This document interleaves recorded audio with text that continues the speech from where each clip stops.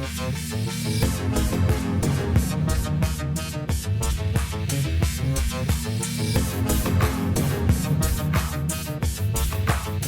Sciforror Film Podcast.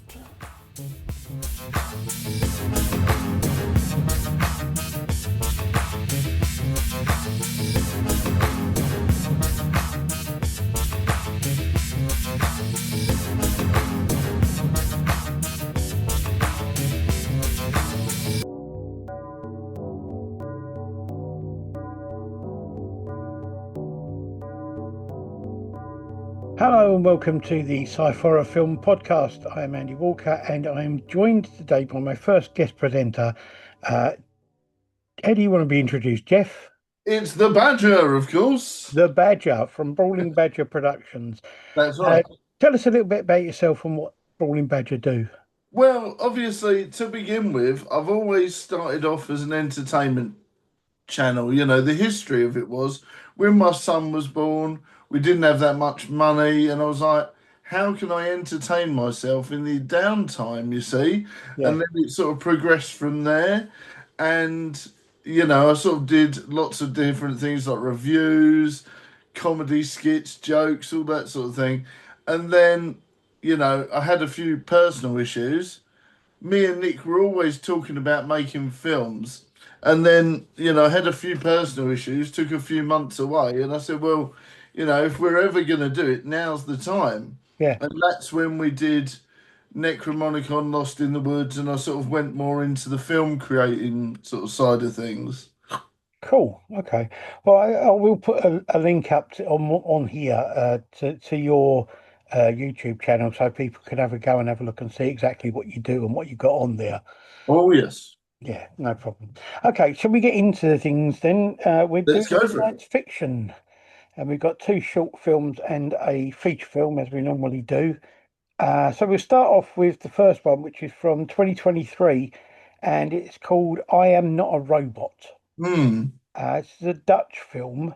Writer and director is Victoria Warmerdam.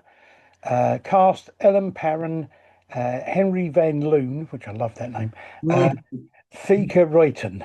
The synopsis for it says, after repeatedly failing capture tests, music producer Lara becomes obsessed with a disturbing question. Could she be a robot? I quite liked this, actually. I liked the... I mean, from a technical point of view, I thought the cinematography was excellent and the cover, you know, was brilliant in it. And the acting's really good. But I like the idea and the story. I just think it's quite it's odd because it starts off quite funny, almost like it's a bit of a joke. Yes. But then the film gets more and more serious as it goes on, which is quite an interesting way of doing it. It does, doesn't it? It very much starts off like office bantery. They're all talking, they're all sort of going for it. And then she slowly but surely starts getting more and more stressed. And Yeah, then the people around her start acting differently to her as well. Almost like they know something that she doesn't know. And yeah, it's like all the cat's out the bag now. And it does feel a bit like that, how she's asking people questions. Am I cold? Am I like this? So it's almost leaning into the fact that maybe she's not sure how she's been feeling and how she's been thinking. And I like the fact that there's no process of time. Like yeah. that could have been her first day at that office. We don't really know. Has she been there a long time? Was that her first day? And has there been like sort of like memories been implanted that make her feel that she's been there forever? That could have been her first morning there. Yeah, absolutely. I think I found interesting is it's almost the same. The story almost mirrors um, the way things have gone in society because these capture things have been around for quite a while, Oh and yeah, tell me about the it. whole thing of cybersecurity and all that sort of thing has got more and more serious over the last sort of like 5 or 10 years, and it's kind of. I think it kind of mirrors that quite well. What I did like was at the end, Yeah. although you kind of think you're still left thinking, well, is she or isn't she? That's right. Because I'm you're not not sure. absolutely sure. No, I'm not sure. Like, that's what made me think, is this one of those multi-layered things? Was she really a robot? Were they sort of like trying to get her to commit suicide and all that sort of stuff? Yeah, Was that made, was that a thing? Were they purposely trying to get her to off herself? And was there another layer in there? Was she even a robot at all? Because yes, I mean, you could say, oh yeah, the red blood that came out of there was dark red and things like that, and it was slightly different to human blood. There's all arguments there, right? Why wasn't it green and things like that? I was going through my head, like, if it was a robot, then it wouldn't be red, would it? yeah, but but then again, if they've made a robot that is supposed to be, as far as they're concerned, Mm. human, they Yeah, would need to bleed red if they cut themselves. They would have to have that experience of. So, would they put red blood into a robot to make it seem like a human? yeah. So you're left with those questions. You are definitely left with those questions. It did screw my head. But obviously, you know, not having a severe head injury like that before, thank God, touch wood. Yeah, But I don't think you would be able to blink and things like that. The way the character was acting at the end was that, any minute I felt she was going to get up, dust herself off, and run off again. but yeah, no, I agree. I mean, but it is the thing of like, there are stories of people surviving quite horrific falls and injuries. But I like the fact that it's not a cut and dried ending.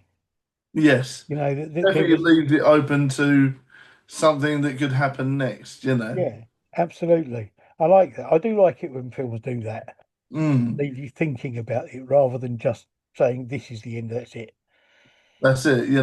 And getting back to what we were saying earlier, like the moody aesthetic and things like that definitely leans in to you maybe thinking of a twist and Yeah, things like that. yeah, And I definitely agree. It was an undiscovered gem. I think more people should see this film. yeah, absolutely. I mean that's one of the things that we found a lot of doing the short films. That there are so many out there that are so good that people just don't know about, and it's definitely worth watching. Okay, our second one is from 2025, and this is a film called Processed Redux. Hmm. Self-Esteem Productions. The writer and director was Joshua Soden. The co-writers were Brock Jones and Tony Bartle. Now, there's no cast list for this anywhere. I couldn't find any cast list for it, and they're not listed No. on the in the credits, which is a bit odd. Um, but the synopsis says during a global alien invasion, those who are processed by the invaders only live for one more week before taking someone else with them. But one man has overlived his countdown, and he's just appeared on the doorstep of the only person who escaped processing. Oh. Um, Now, we were saying this is for them. They've said it's a reimagining of a Yeah. film that they did originally in 2020. I wonder if they have distanced themselves from the actors in it, and that's why they're not credited. Yeah, maybe. I It don't does know. say that it's a complete separate project from the original one, which I've is got to say, I mean, unusual. I didn't realise that this was a reimagining or remaking of an older film, Hmm. and I haven't seen the original film. No, I watched it and I felt it was definitely different in tone. The music was different. Right. It felt like more of a. It wasn't so much talking heads. In the Right. original one, it feels like you've got more scenes of the street. You get a bit more of an idea of the location. It's not just them two talking in a room. They flesh it out a bit more, which is unusual because with my own personal films, I take a basic idea, film that, and then do a director's cut afterwards with more stuff in. Yeah. It feels to me that they've cut this down, and I think it's actually to the detriment of the film, actually. All right. I mean, it is very heavy on dialogue. Hmm. It consists mainly of just the two of them in a room talking. Yes. Um, Definitely the remake, definitely, yeah. uh, Whereas with the other one, you get more a bit more of an idea of other people around and things, you know. the few effects that there are in it, the effects of the spaceships and even the effects of the kind of the blood and that kind of stuff that's in it, which isn't much, but I thought they were very well done. They I did, did, yeah. I the thought, yeah, I thought it was interesting how sometimes less is more, yeah, and I feel that they did use that to their, you know, their excitement, and it did work out the way they used it. When they did, it made you shocked, and you think, oh, okay, and I like that. You know, perhaps that's why they didn't put so much effects in this one. I think that might be why, because they've squared it down for tension. yeah. And it was interesting not showing what the aliens were like. That's Yes. always an interesting thing for me because it's like it's difficult if you're working on a low budget. It's difficult for aliens not to just look like a bloke in a mask. Well, I know that feeling for sure. But for me, yeah, I totally agree with you. It's the Blair Witch effect, isn't it? Yeah, The only way you could see what the Blair Witch looked like was if you forked out 30 quid for a Tom McFarlane toy. yeah. That's a legit fact, you know. So, I you know, mean, it's another one with a very open ending. yes, very much so. You know, it's like, where do they go from here? You Yeah, know, once all the ending and the things have been established, you think, okay, what's going to happen next? And that does intrigue me, you know. And it yeah. makes me think, oh, okay, how are they going to work this? What's going to happen next? Are they going to try and sort of overthrow the aliens? Is this an unstoppable thing, or is this Yeah. the start of like a resistance? You know? It's one of the things we found a lot what doing this is there are a number of films out there that when you watch them you think this could easily be a part of a bigger film. It could be sort of like the first section of a major feature film rather than just a thing on its own.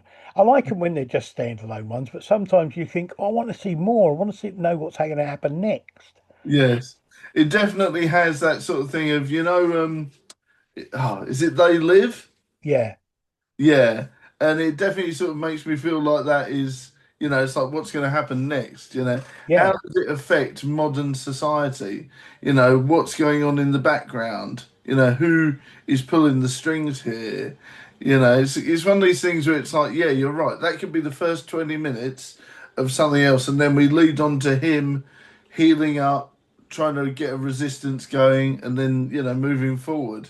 I yeah, think that's definitely. interesting. It could be interesting to see if they do anything more with it. Mm. Um, I mean, they seem like quite an active film company. So there is, when I was doing some research on their YouTube channel, they do quite a lot every other week, So yeah, yeah, yeah. it's an It's interesting one. worth keeping an eye on, seeing what they're going to do. Oh yes, it does seem like they do a mixture of horror, science fiction, and sort of everyday stuff, and some tutorials as well. So that's Oh, interesting. cool. Yeah. I'll have to have a look at that. I haven't. I must admit, I haven't actually looked at their channel, but it's worth looking at and see what they're like. Okay.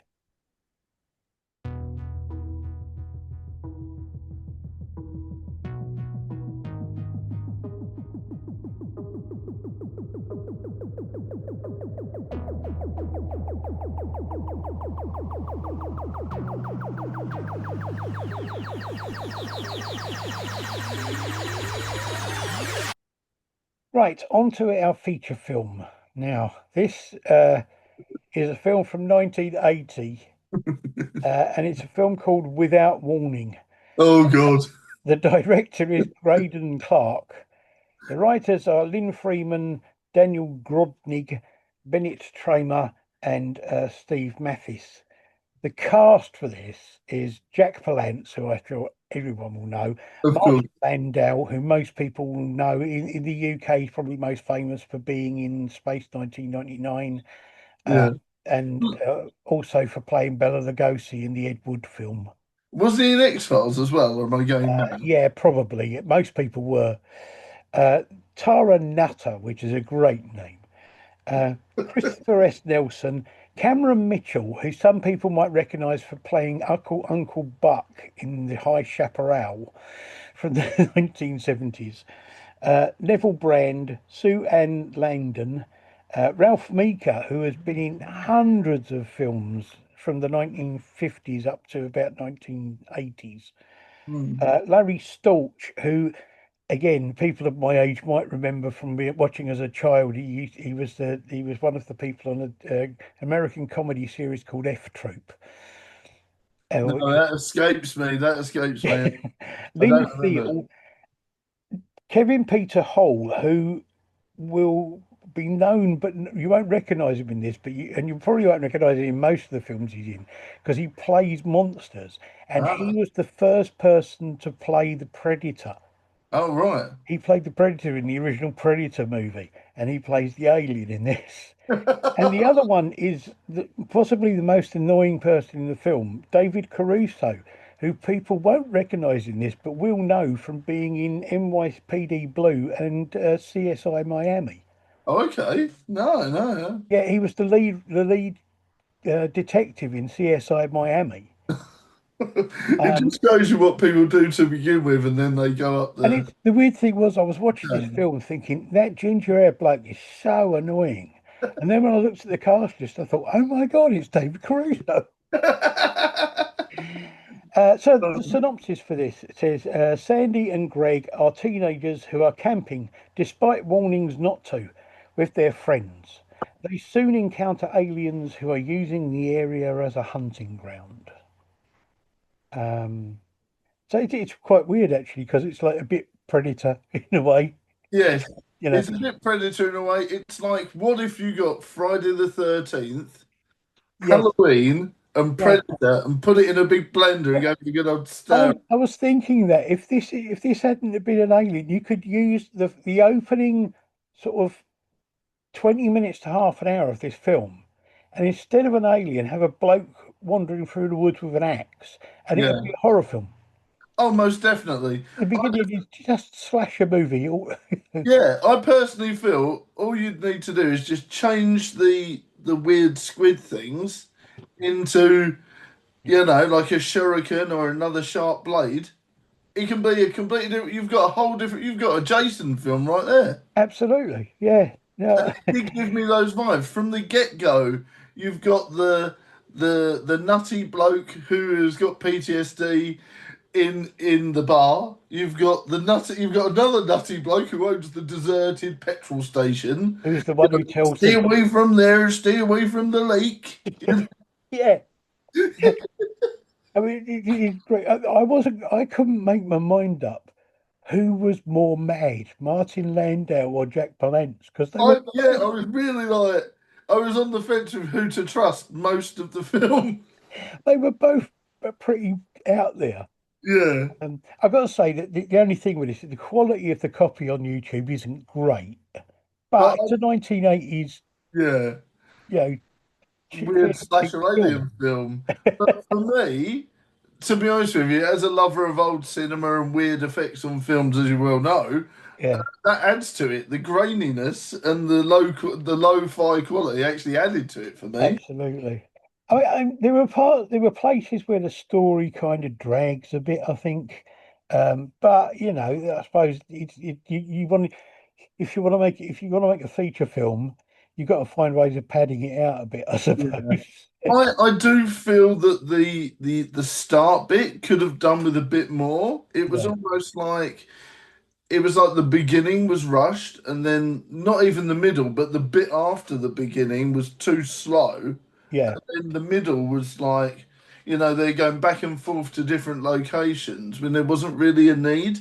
They just needed to build up the tension at the beginning more, and then it would have flowed nicely into the middle and, of course, the end. Yeah, and I mean it's interesting. The alien, when you actually finally get to see him, reminded me a bit of one of the characters from Star Trek, one Yes. of the aliens in the original Star Trek. Yeah, I really liked the fact that you didn't see much of the alien. Yeah, absolutely. And for me, I was like, where are these things coming from? This is a massive plot hole. Yeah. Where are these weird starfish But the ninja sword things coming from? thing that got me was a couple of things about them. When they first come flying out and they land up, they look like fried eggs to me.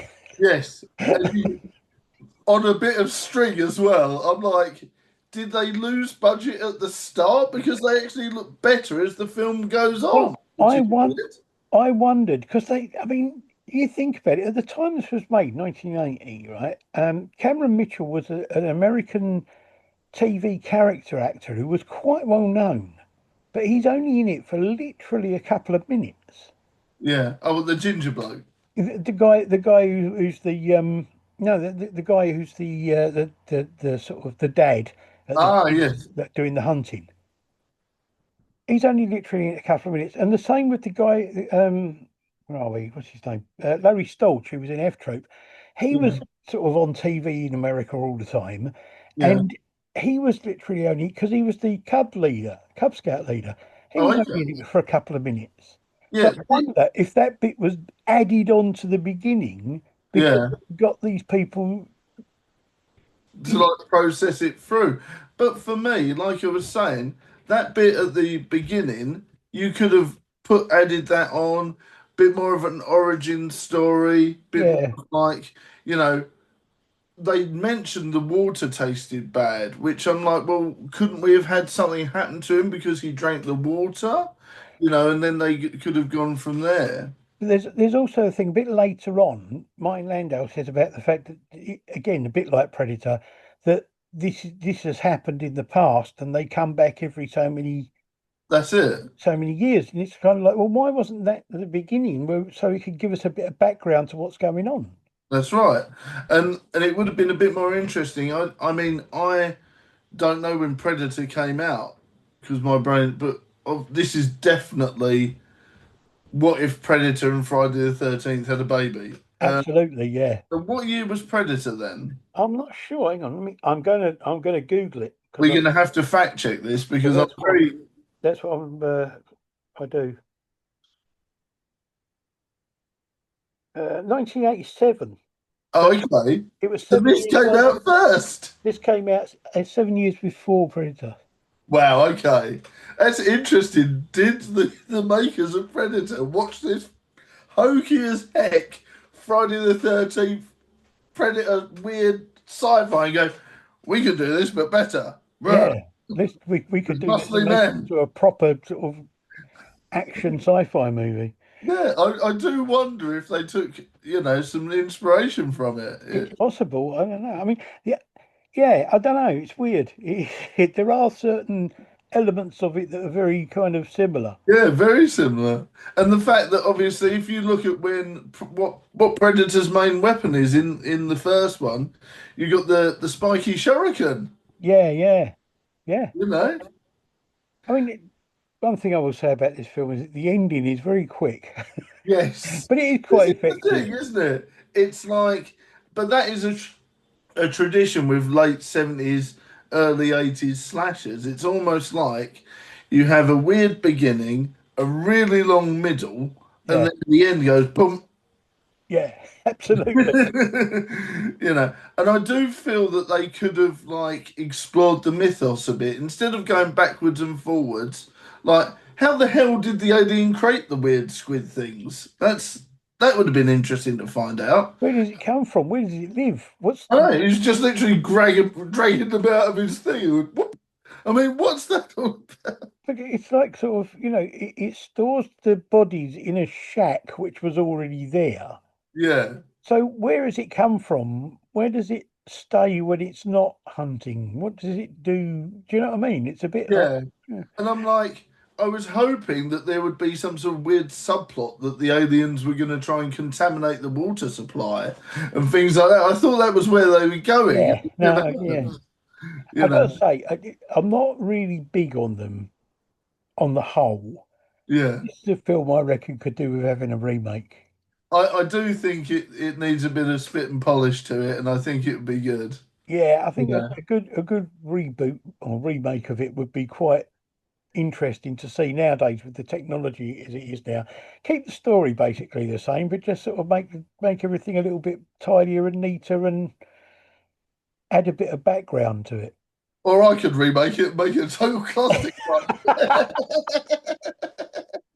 Well, hey, I've seen the thing about this. It's not a bad film, to be honest. No, It's not a bad film at all. For the time it was made, yeah, for the type of film it is, it's actually not a bad film at all. It's got a decent story. It's got everything going for it. Um, it's and it's nowhere near as bad as some of the films I've seen. no. I mean, you could list as long as your arm of slasher films of that time. Yeah, yeah, I, if you sort of include it as a slasher in a way it is, I would say it was a sci-fi slasher film.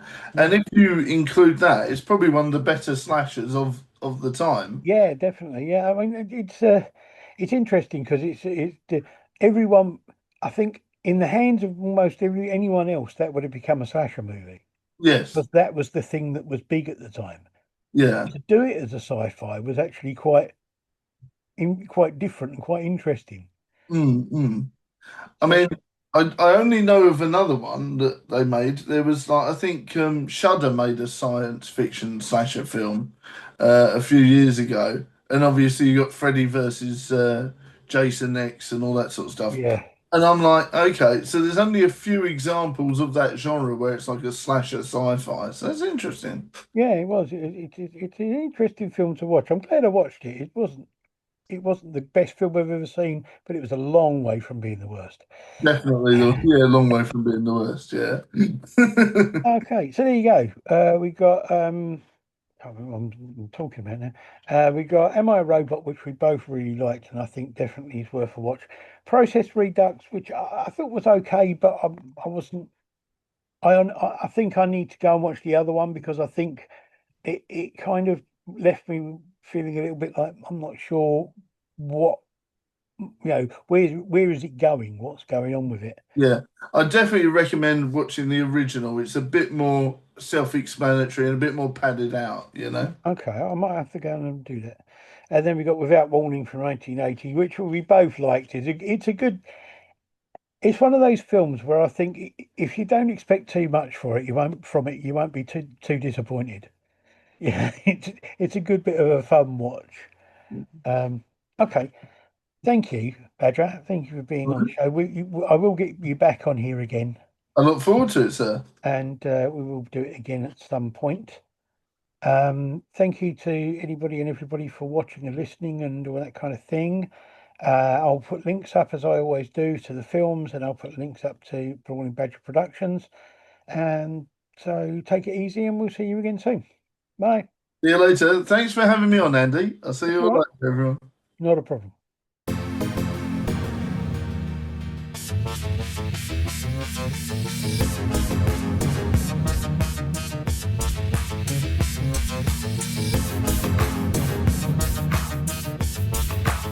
The Sciforror Film Podcast.